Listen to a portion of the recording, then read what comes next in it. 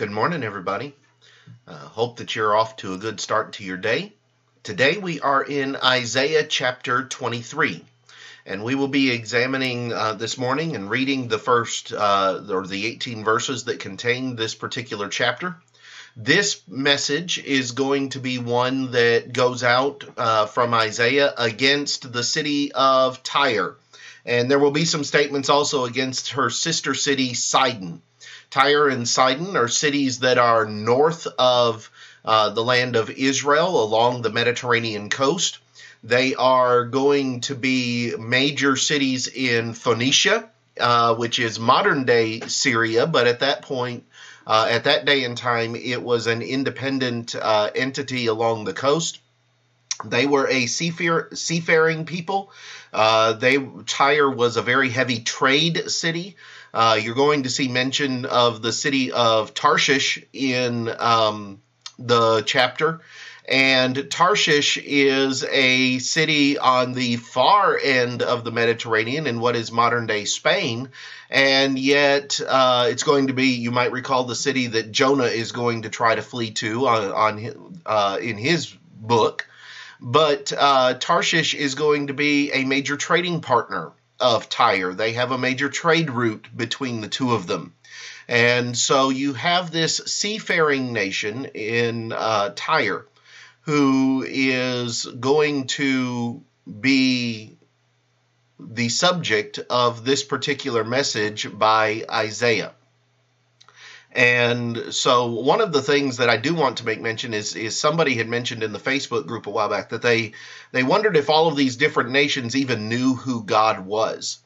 And the answer, I believe, is yes, due to the fact that when you start getting into the minor prophets, you have those who are not just going to have a message for these particular nations, but are going to have interactions with these nations. You have Jonah, who is sent to Nineveh, which is the capital of Assyria. You are going to have those who are going to have interactions with Egypt. You are going to have those that are going to have interactions with Edom, like Obadiah. And what we oftentimes fail to realize is that we think that in Old Testament times, God only talked to the people of Israel and talked about the nations around them. When in reality, God had prophets and he had spokesmen that he would use even in the nations around Israel and the rest of the nations of the world to communicate his message. But he would use his prophets within Israel to let his people know of the situation in other areas of the world, and also to let them know whether his messages have been received, have been accepted, or not. And so you see that in Daniel with Babylon. You're going to see it in Ezra and Nehemiah with the Medes and the Persians, or even in the book of Esther. You're going to see it in a number of different areas where God is going to use his people to communicate with the nations round about them. But it doesn't mean that those are the only people that God has ever used or the only communication that God has ever had with them. So it's an important factor to keep in mind as we're going through this particular series of chapters in discussing these other nations. But with that being said, let's examine Isaiah chapter 23. There, Isaiah writes, "The burden against Tyre. Wail, you ships of Tarshish, for it is laid waste, so that there is no house, no harbor. From the land of Cyprus it is revealed to them. Be still, you inhabitants of the coastline, you merchants of Sidon, whom those who crossed the sea have filled. And on great waters the grain of Shihor, the harvest of the river, is her revenue, and she is a marketplace for the nations. Be ashamed, O Sidon, for the sea has spoken, the strength of the sea, saying, I do not labor, nor bring forth children, neither do I rear young men, nor bring up virgins. When the report reaches Egypt, they also will be in agony at the report of Tyre. Cross over to Tarshish. Wail, you inhabitants of the coastland. Is this your joyous city, whose antiquity is from ancient days, whose feet carried her far off to dwell? Who has taken this counsel against Tyre, the crowning city, whose merchants are princes? whose traders are the honorable of the earth.